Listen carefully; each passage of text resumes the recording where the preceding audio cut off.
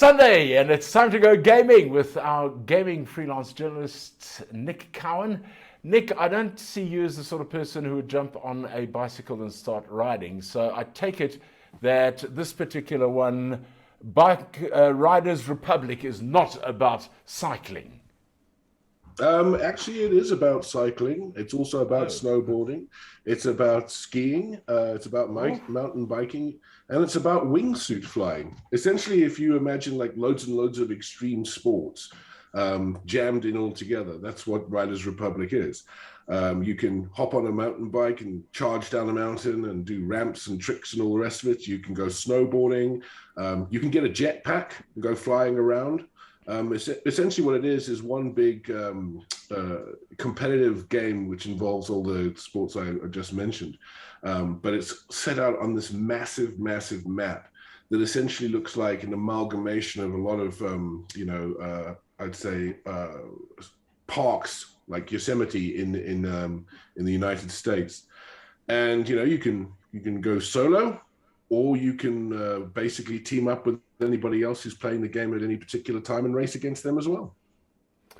um, so apart from feeling exhausted just listening to it, um, it sounds like a massive sort of free for all. Yeah, it is. That's a part of its appeal, I think.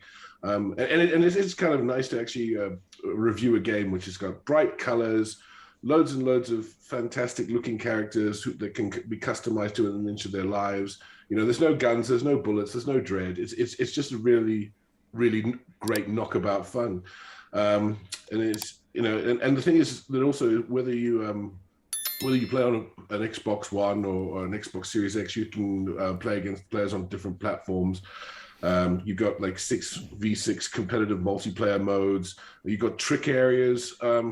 Essentially, it is grab your bike, grab your board, grab your wingsuit, and get racing.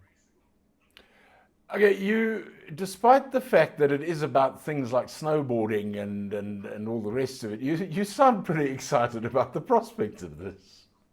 Yeah, I am, as a matter of fact. It's already pulling in loads and loads of players. It's got a bit of a buzz around it. If you remember when we discussed earlier in the year, Knockout City, that dodgeball game, it has that sort of feel to it, that sort of buzz.